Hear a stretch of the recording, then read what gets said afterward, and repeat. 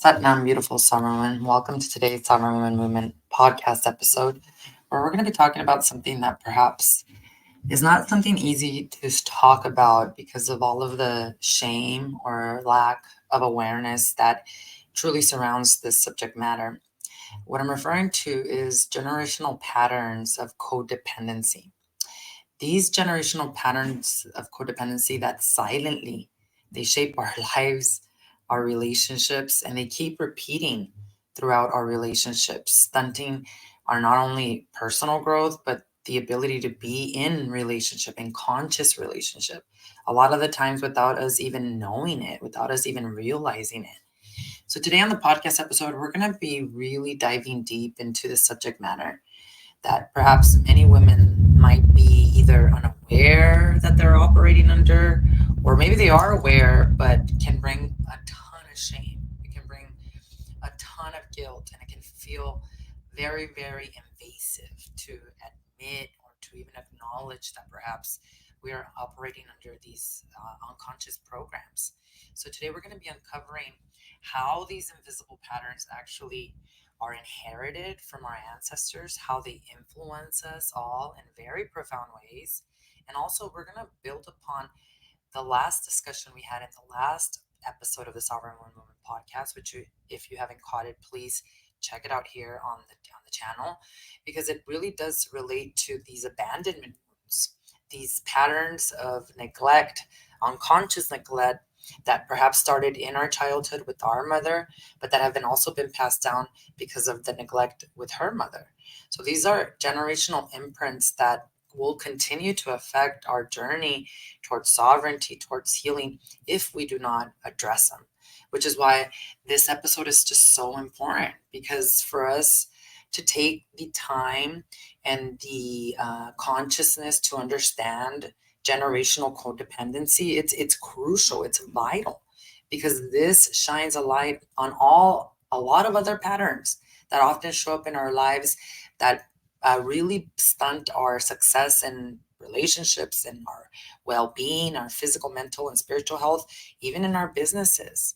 For example, you might find yourself always putting others' needs first before your own, to the point where you don't even know what you need or want anymore.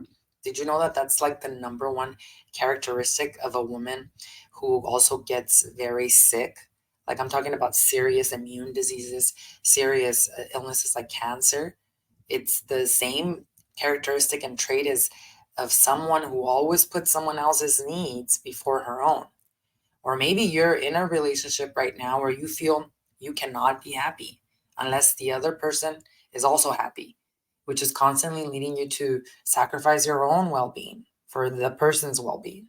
These are signs of codependency, believe it or not. And we're going to talk about more signs. We're going to talk about the root cause, how they're developed, and we're going to look at how to actually disrupt the pattern holistically at the level of the root cause. Because by addressing and disrupting these patterns, we're not just changing our own lives and our own relationships, but we're also setting a new, healthier vibration, example, pattern for all the generations to come. And to do this, we have to first understand what is the root cause of codependency. So let's start there. And what I want to do is I want to share with you both the scientific perspective and also a spiritual perspective, because this is where traditional therapy or maybe a pharmaceutical comes in super short as it relates to actually healing and disrupting the pattern. We have to understand what the root causes are, but we have to understand it biophysically, scientifically, as well as spiritually. So to understand this, let's talk about codependency as a pattern of relationship behaviors that really we become super reliant on another person to meet our own emotional and psychological needs. That's what codependency is really all about. And it's characterized with overindulging in others in order to gain approval and validation. Now, I want to reiterate that these are patterns that you keep doing. There are many times where we find ourselves sacrificing ourselves for someone else's well-being. Maybe we're really putting time on helping our mother or a loved one who's gone through some kind of surgery or things of that nature. That's not codependency. What I'm talking about is you it's a pattern. It doesn't matter what you feel, you always put someone else before you. Your kids, it could be your significant other. We're going to talk today specifically about relationships. But if you find yourself constantly doing that, then that's where you really need to start to address the codependency issues. Because codependency is often described as someone who also enables their partner's addiction or toxic behavior by covering up, by helping them and assisting them, making up excuses for them, or shielding them from any of the consequences.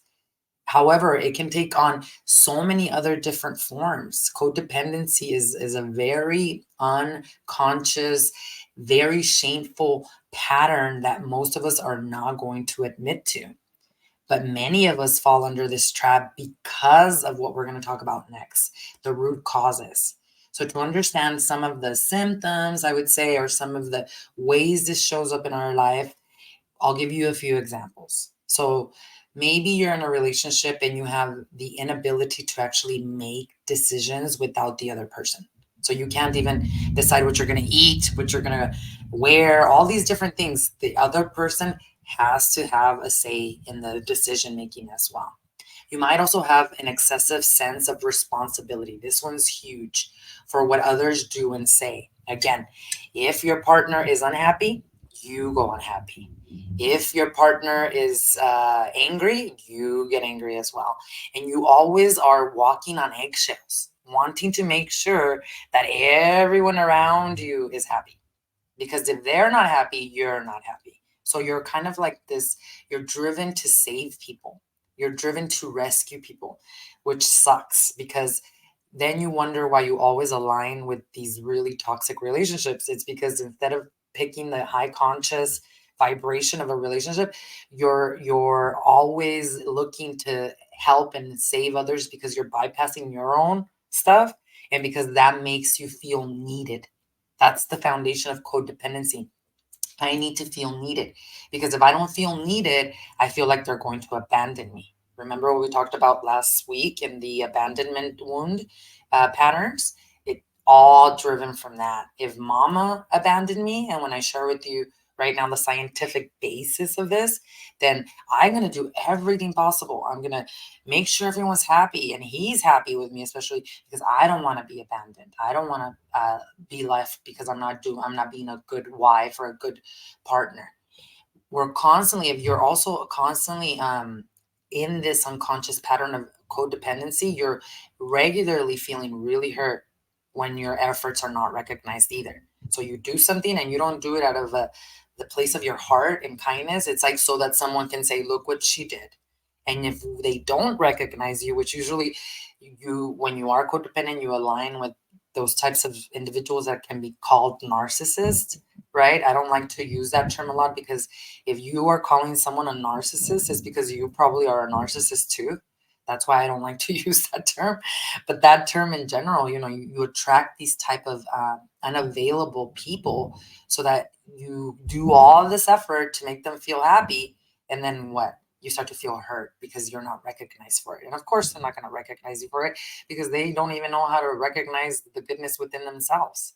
So most of the time, what you're doing is you're doing more for everyone else. You have this extreme need for approval.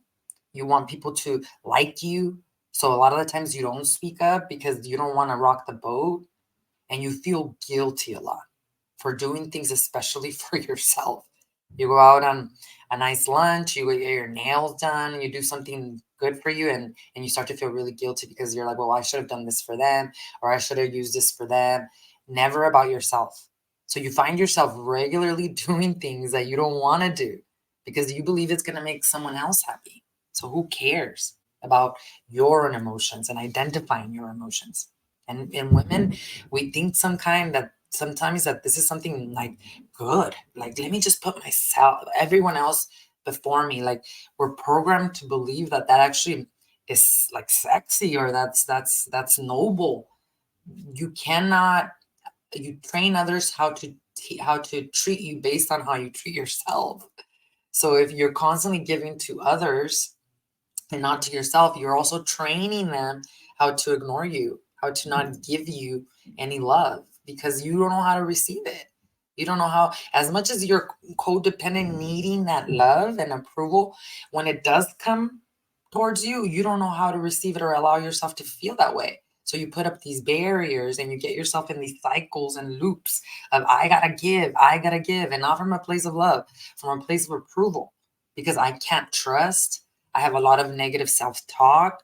I have low self-esteem and low self-confidence, all because I'm afraid of being abandoned. Just the way my mom abandoned me, my father abandoned me, whoever it was that abandoned you. Which leads us to the next part of what I want to talk about. Here, these were the actual symptoms of ways to recognize how you are being codependent in a relationship or you are being codependent in life. Now let's talk about how this is developed.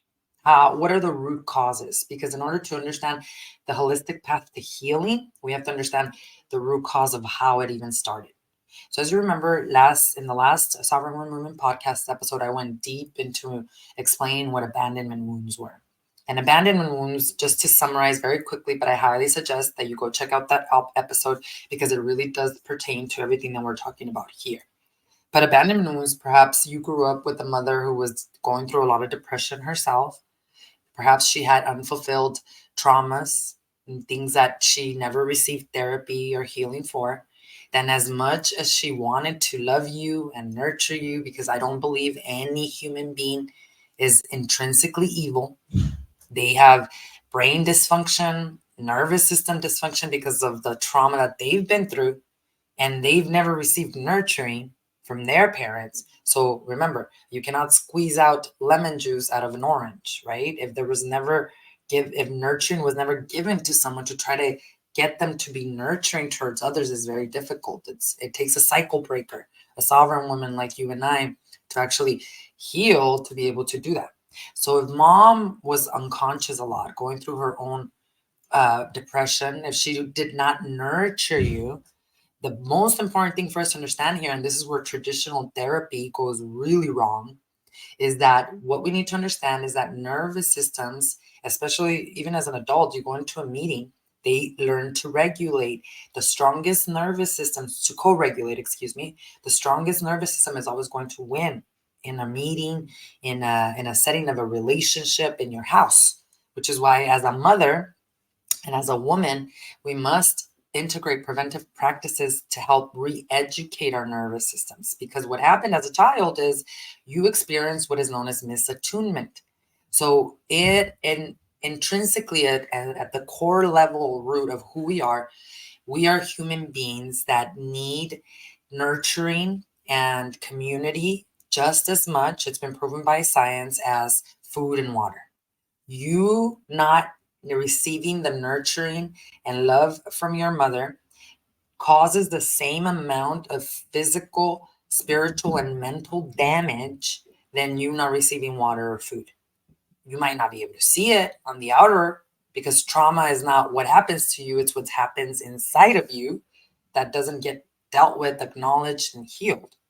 But inside of you, your brain is deteriorating. In fact, we're going to talk about the brain right now in the next section, but there's so many studies that show that where the mom was misattuned in her nervous system and was not attuned to her daughter's or son's nervous system, how there's certain areas of the brain known as the amygdala that basically stop functioning.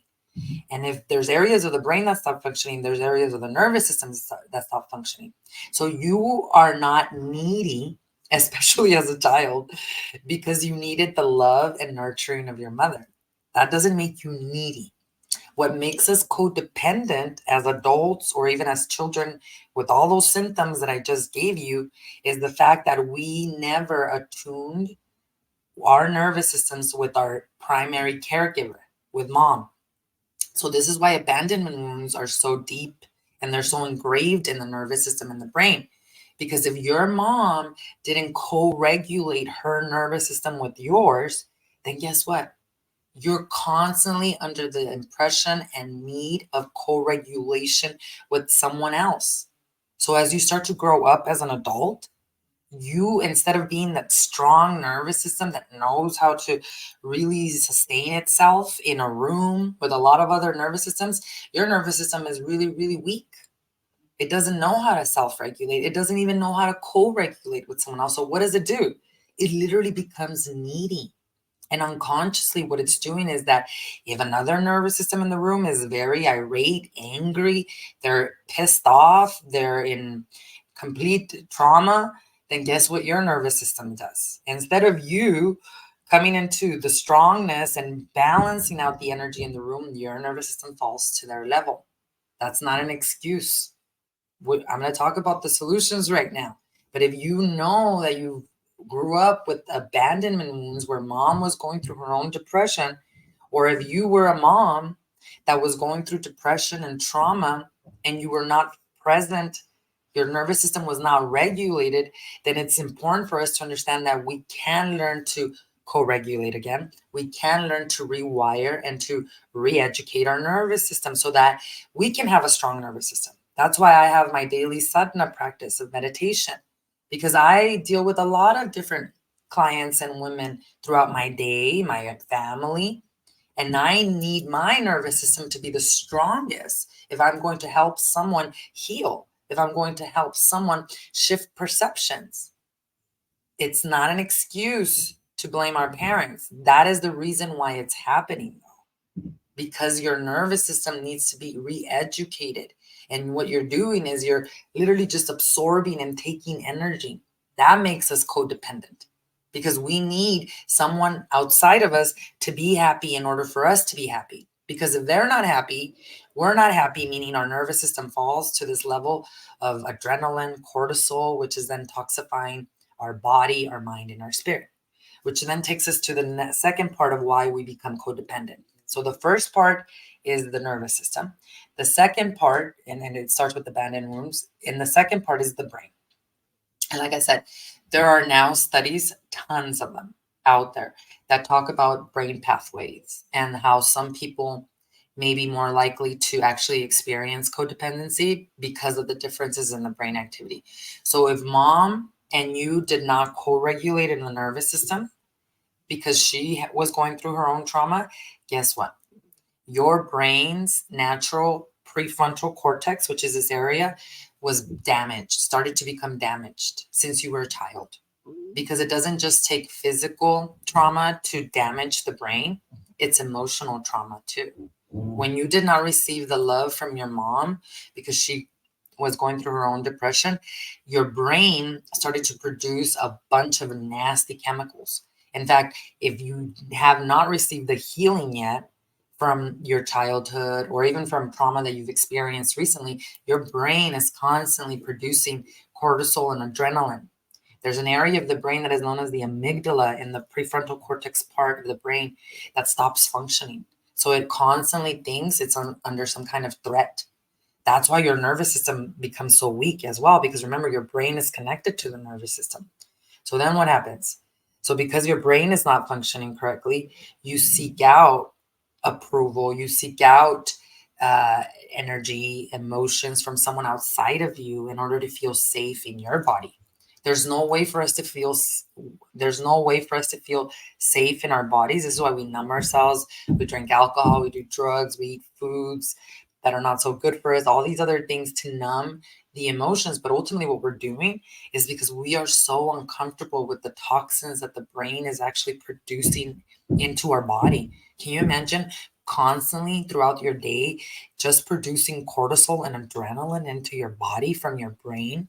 That's what codependency does for us. And remember, it's not just the romantic relationships. Now we're talking about work. You go to a business meeting, you go to meet a client, and their nervous system is completely unregulated. Well, guess what? You then meet this client. Your brain is like, oh my God, I'm back in my childhood. I'm back in this state of consciousness where I'm not loved. So then guess what happens?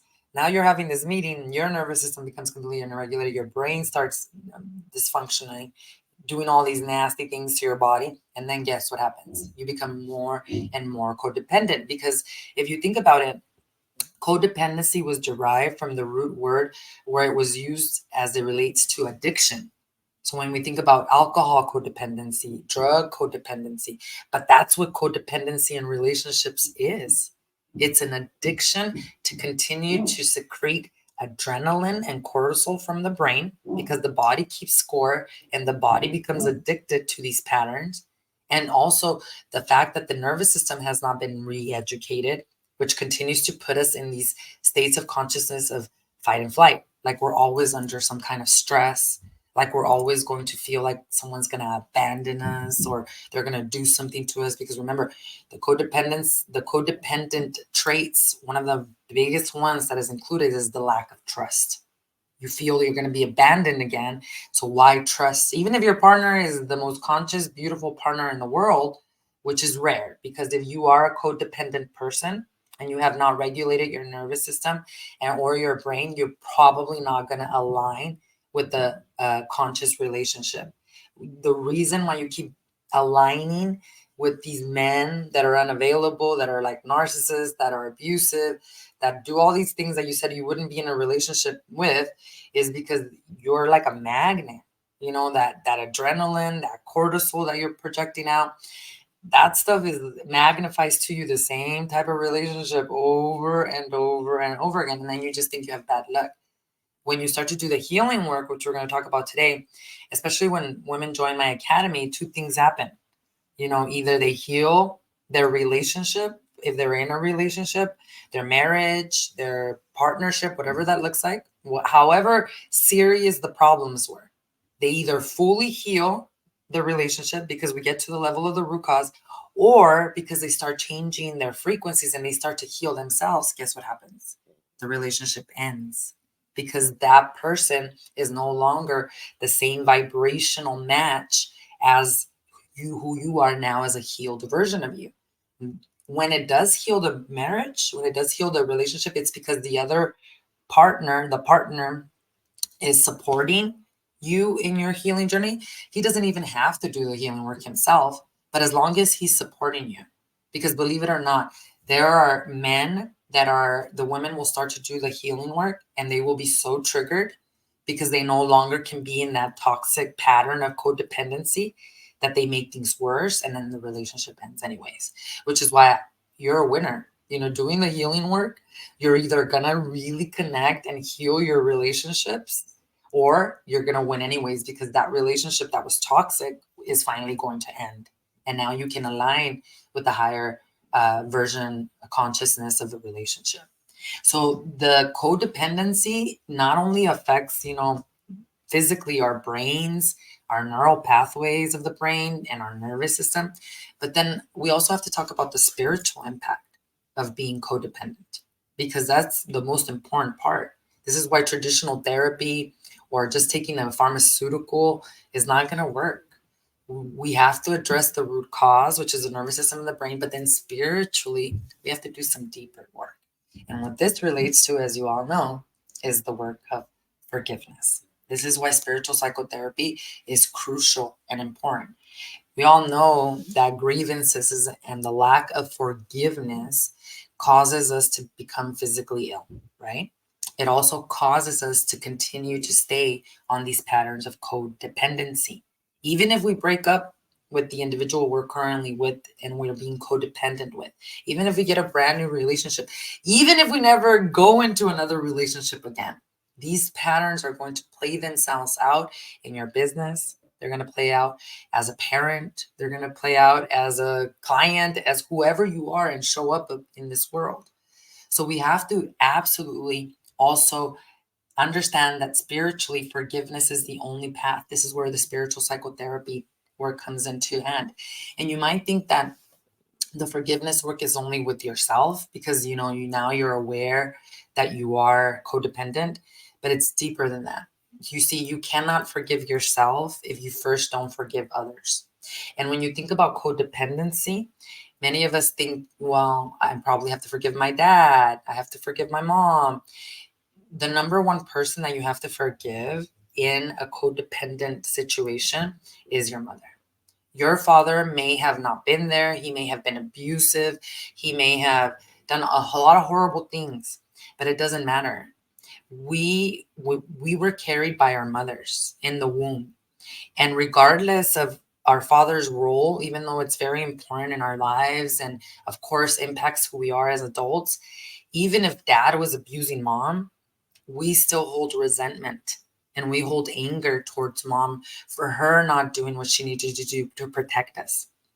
So, as much as we think we have a lot of healing work to do with our fathers, the real core wound, especially as it relates to codependency, has to be dealt with our mothers.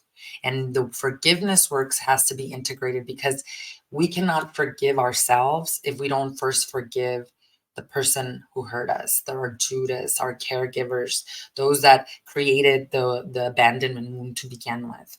And the spiritual psychotherapy work is very, very exact. And there's a specific process that we follow because forgiveness is not something that a human being can do. Forgiveness is not something that I could even describe to you in words. Forgiveness is a process of climbing the mountain of consciousness higher and higher and higher, shifting perceptions, acknowledging what has occurred, not denying it, not enabling, acknowledging, but realizing again that it's not what happened, it's what I'm allowing it to happen inside of me. That's what trauma is. Trauma is not what happened to you because two people can go through the same traumatic experience, the death of a loved one, abuse, physical, sexual, whatever that is, and two people will respond very differently based on the level of help that they receive right after the trauma or after the trauma. So if you move into a holistic pathway of healing your codependency, you have to address the nervous system with preventive practices like Kundalini yoga meditation that re-educates your nervous system. You have to address the brain with Kundalini yoga meditation practices that build the neuroplasticity and the ability for the brain to regrow itself and to function normally post or pre trauma, right? But you also have to integrate the spiritual psychotherapy work of forgiveness in order for you to actually release yourself from the illusion or the perception that you are that trauma and to ultimately be able to relinquish the pattern. Because the only reason why a pattern keeps repeating itself is because we don't do the forgiveness work. This is a university. We're all here to graduate. And the only way we graduate, just the way it's been shown through all the spiritual masters of the world, is through the process of forgiveness. In fact, the process of forgiveness is the path of salvation. It is the path of atonement. So if you truly want to stop being codependent, you have to get to the root cause and process the forgiveness works of the people that where that wound began, so that then after you're done with that, you can ultimately forgive yourself. Because remember, I told you, for especially as it relates to codependency, it's one of the most shameful characteristics, traits, and patterns that we don't want to admit that we are, or we don't want to admit that we currently are operating under, which is why a lot of forgiveness work is actually needed. So as it relates to spiritually, the process is clear. We just have to be willing to actually do the work. So to understand what I'm talking about here and to bring this into kind of a nutshell, we really have to also understand the pitfalls and the blockages that occur on the process of healing these patterns. Now, in my closed Facebook group, which is complementary to all women, the Sovereign Women movement. You can find it on Facebook. I'll put a link. There's actually a link here also as well that you can just click on to go find us there. I'm going to actually share a technique in there, a Kundalini yoga technique actually that is derived and correlated specifically to healing the mother wound.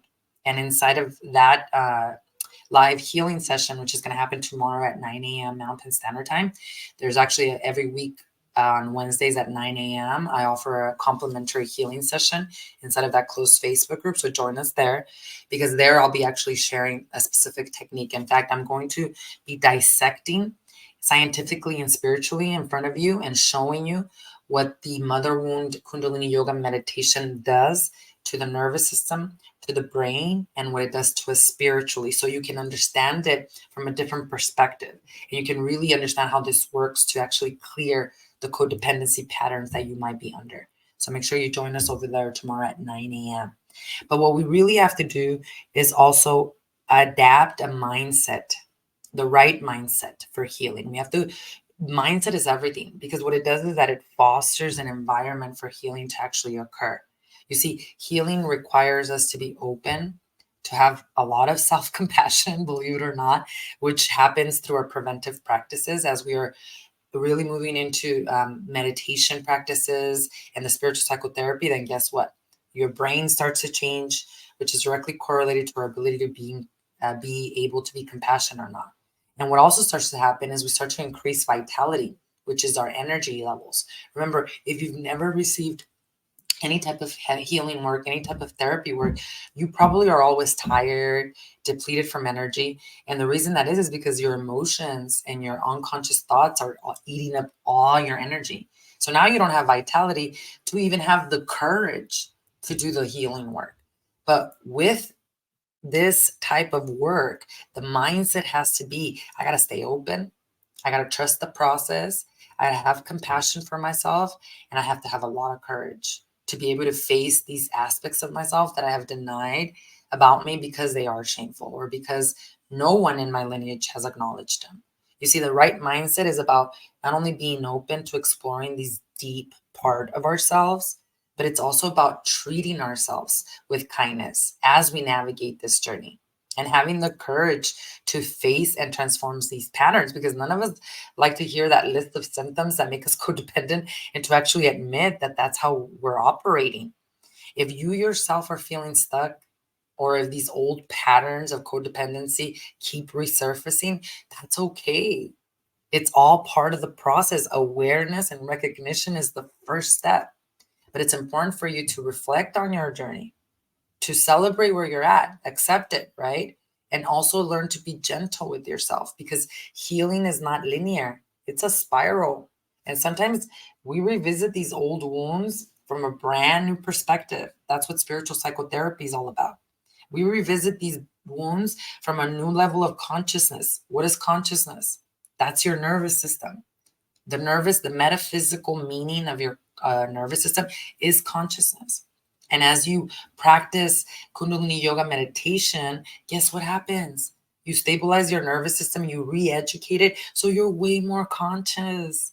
You learn to live more in the present and not reverting back to the past. That's why people live in their past, in their pain, in their PTSD. Why? Because they don't have enough chi energy running through their system. They're constantly running under these cortisol and adrenaline patterns. So of course, they might be sitting in a warm bed, enjoying a beautiful morning. All of a sudden, they're back to that moment when their mom abandoned them, and now they're feeling unsafe in their relationship.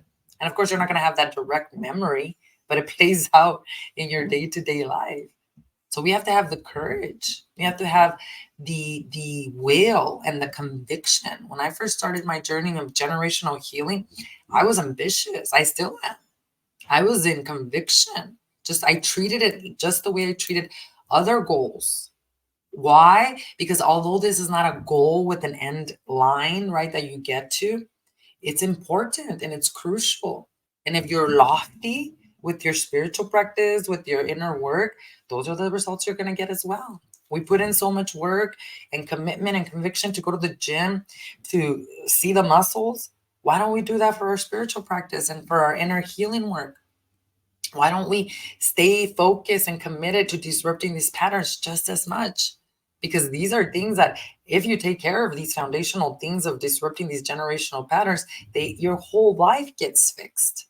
Your business, your relationships, your health, mental, physical, spiritual. So we in modern society are just operating backwards. We're putting band-aids on things and not addressing the root cause. And in order to address the root cause, you got to have the right mindset. Because let me tell you, there's lots of blockages and challenges and all these different things that come as you show up to the healing journey. So it requires you to be consistent, to be disciplined, and to have a lot of compassion for yourself as you actually move through the journey. So for your homework, I want to leave you with a little bit of a homework assignment, because next week we're going to close out this month's discussion on ending and disrupting toxic relationship patterns with a subject matter that has to do with sexual intimacy and sexual health.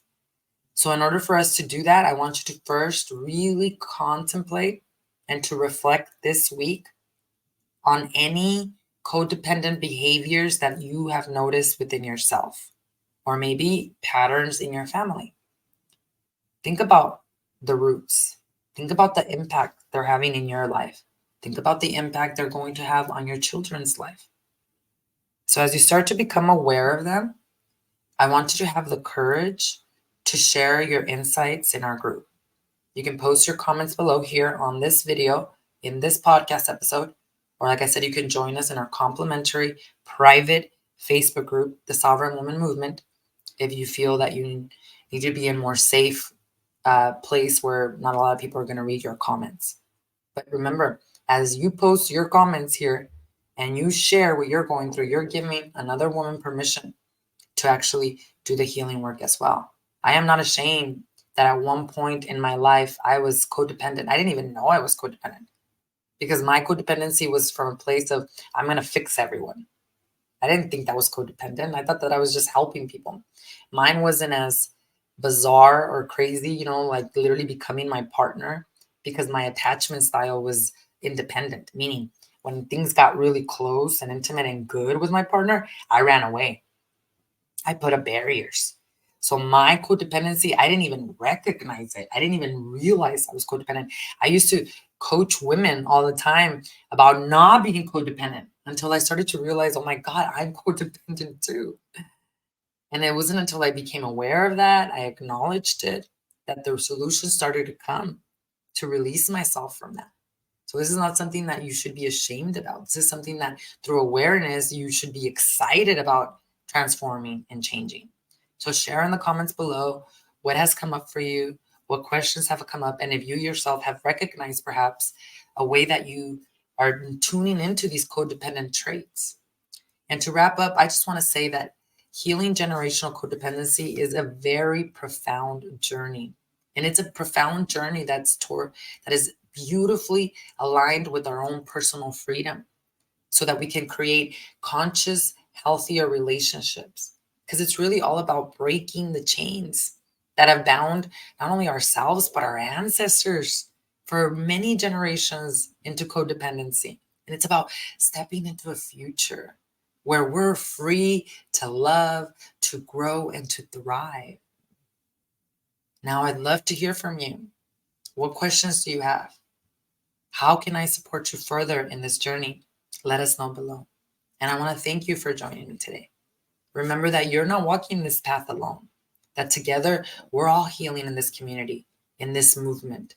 We're all growing and we're all breaking free so that we can reclaim our sovereignty. I have a question here. Let me see what it says.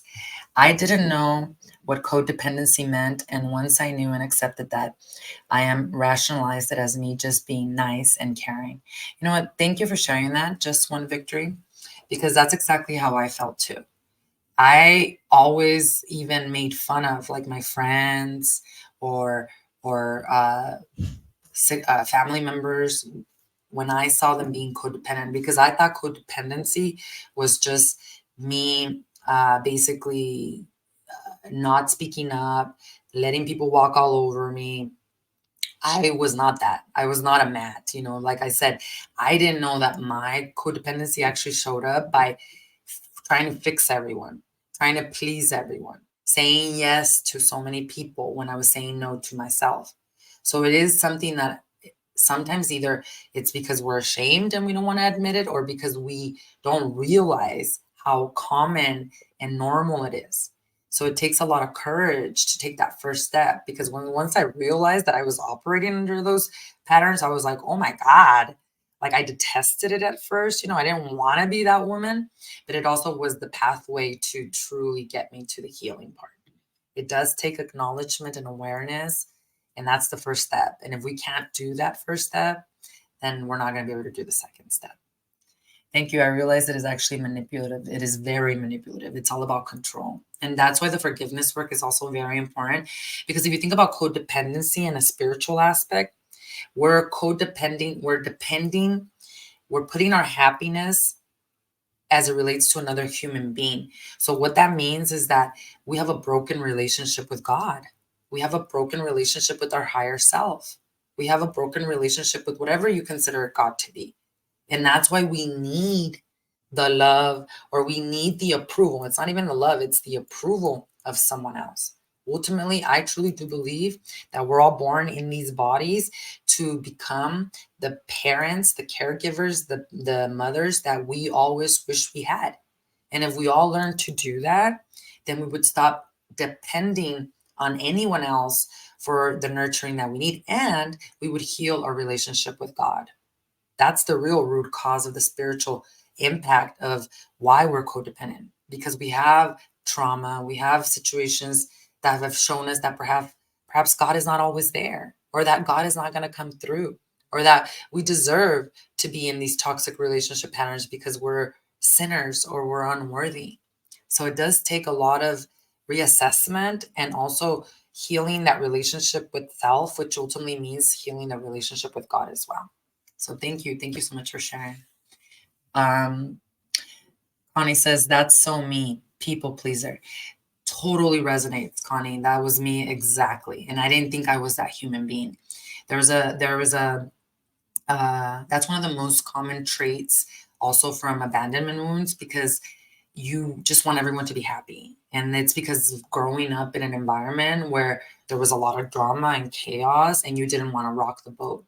So then we grow up and we start to do that. And then guess what happens? Those are the women that suffer the most with physical illnesses, because we're constantly putting everyone else's needs instead of really listening to ourselves. And you have to think about it this way. Like when you go into a plane, right, and you travel, when you're up on the plane, they tell you, first put on the oxygen mask on yourself, and then put the oxygen mask on for those around you. Because if you put it on for those around you, your family first, you're not going to be breathing. You're not going to be able to help them. But like I said, it's a societal thing. It's a religious thing that really makes women feel guilty for taking care of themselves or for putting themselves first. Remember, if you do that, you're also training your children how to do that for themselves. And that's not egotistical. That's not narcissist, because you cannot help others if you haven't helped yourself. Truly, why we help others first is because we're bypassing what's really going on in here. So it's the complete opposite of what we've been told. These programs are ingrained in us, not just from our lineage, it's also society and what society says a woman should be, or what a woman should be focused on. So this stuff goes deep. So just you acknowledging and becoming aware of that first, and I know it feels gross and it feels uncomfortable, is the first step, Connie. That really is the first step, because really the rest is all about knowing where you're at so that the solutions can come to help you disrupt these patterns. Now, if you want to join us in our closed Facebook group tomorrow morning at 9 a.m., I'll be getting deeper into the actual techniques to help you disrupt the patterns. So that is Sovereign Women Movement over on Facebook, and you can find the link also in my bio. Thank you so much for sharing your comments as well. Just One Victory says, oh, this is just what I needed today. Thank you so much. Well, I'm so glad that we're aligned with what we were needing.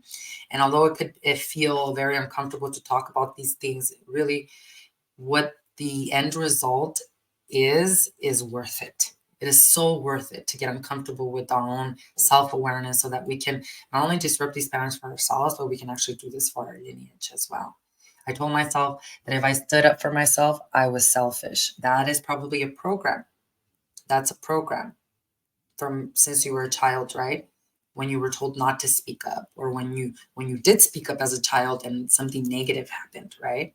So the awareness is key. This inner work, although very, very invasive and uncomfortable and in your face, where it gets better and better is learning to have that awareness, and then to go beyond the guilt and the shame that comes with it. Because remember, you are always doing the best you can based on your level of consciousness, period. So as you start to do this inner work, especially the first few weeks, it's really uncomfortable, because you want to hurt yourself. You want to like kick yourself for betraying yourself and for accepting all these things, right? It feels like you are your own worst enemy for the first few weeks. And then it starts to kind of take a turn when you're doing the healing journey. This is what I always tell the women that join me in my academy. It's like, it's not all love and light, right? The first few weeks are very uncomfortable because it's like, oh my God, I'm the problem, but I'm the solution. And then the hidden rage and anger as you're doing this inner work starts to come up like the third, fourth weeks. And now you're really, really angry at the people around you. That's another level. And then as the weeks start to pass by, your nervous system starts to become more stable. That's why there's a specific process that you follow to disrupt these generational patterns. Your brain starts to become more agile. You have more vitality. You have more awareness. So then guess what happens? You gain more awareness of these patterns, but you don't get stuck in the shame and in the guilt. You feel it, you sense it, but you move forward. And you move forward by continuing to integrate the practices so that eventually those perceptions can shift. So this is why most people don't actually integrate the healing journey. It's because of that first initial step of awareness of, ugh. And also, although more people are talking about mental health and having a therapist and working with therapy, and it's becoming more and more accepted, it still is not easy. And it, in some cases, like I know that there's certain places where you apply for a certain position as it relates to work. Like if you've seen a therapist or you've had mental health instabilities, all of a sudden you can't even have that job. So I get it. There's a lot of negative stigma around these things, but the whole thing is that if we don't approach this as an opportunity to heal and go beyond the guilt and the shame, it's going to repeat itself. It's going to repeat itself in our lives, and it's going to repeat in generations to come. So get comfortable with the uncomfortable. Know that there is a process of self-awareness that has to be integrated as you move through the mountain higher and higher, but also know that everything is healable 100%. Whether we're talking about severe trauma, physical, sexual, emotional, whatever that is, or whether we're talking about something that you yourself have not forgiven from within you. It does not matter. And believe me, I know this not only from personal experience and my own journey of all the relinquishment of grievances that I did through this work, but also with the women that I work with my clients, whether they're going through a very serious divorce, healing their marriage, or ending the pattern of some kind of addiction or codependency. The path is clear. The path is doable, and the path is something that gets us those results. So never give up hope. That's the one thing that I will tell you. Things are healable, and especially now in today's day and age. So thank you all so much for sharing your wisdom, for having the courage to acknowledge and to listen to these types of educational teachings. And like I said, please hit that like button, the subscribe, share with others. We want to bring more and more women along the journey of disrupting these generational patterns of ancestral karma. And join us, like I said, in our free close private Facebook group. The Academy is not open for enrollment right now, but you can